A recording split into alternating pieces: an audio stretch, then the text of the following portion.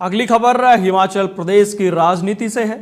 कंगना रनौत जो कि मंडी से अभी सांसद बनी है और उन्होंने जो हिमाचल के ही एक बड़े नेता हैं उनको हरा कर सांसदी का चुनाव जीता है।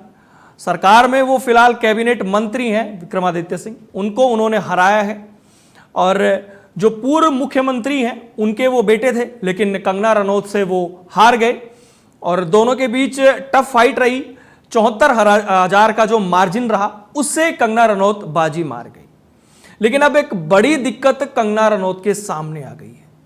एक व्यक्ति जो चुनाव लड़ना चाह रहा था लेकिन उसका जो नामांकन है वो खारिज कर दिया गया। अब उस व्यक्ति ने, जो किन्नौर के निवासी हैं, उन्होंने एक याचिका दायर करी थी। उसी याचिका पर अब हिमाचल प्रदेश हाई कोर्ट ने एक नोटिस जारी किया है कंगना रनौत को और अब कहीं ना कहीं कंगना रनौत की मुश्किलें बढ़ सकती है। उस व्यक्ति ने कहा कि मुझे एनओसी मिल गई थी, मेरे सारे जो डॉक्यूमेंट्स हैं वो पूरे हो गए थे, लेकिन मेरा नामांकन खारिज कर दिया गया।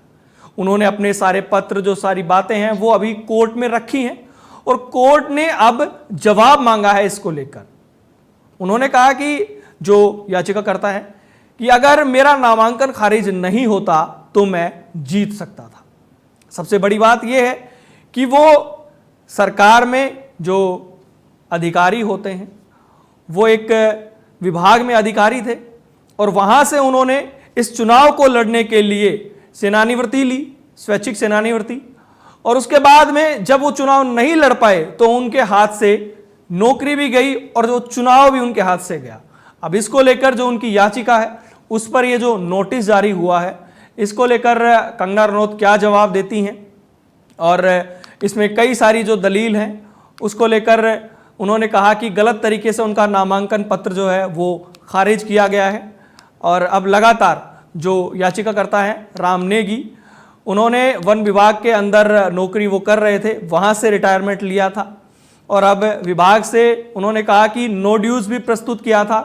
हालांकि बिजली, पानी और टेलीफोन विभागों से बकाया नहीं प्रमाण पत्र प्रस्तुत करने के लिए 1 दिन का समय दिया गया और जब उन्हें प्रस्तुत किया तो भी निर्वाचन अधिकारी ने उन्हें स्वीकार नहीं किया। ये उनकी दलील है और नामांकन पत्र रद्द कर दिया। उन्होंने आगे दलील दी कि अगर उनके कागजात स्वीकार किए गए होते तो वो चुनाव जीत सकते थे और कहा कि कंगना के निर्वाचन को रद्द किया जाना चाहिए।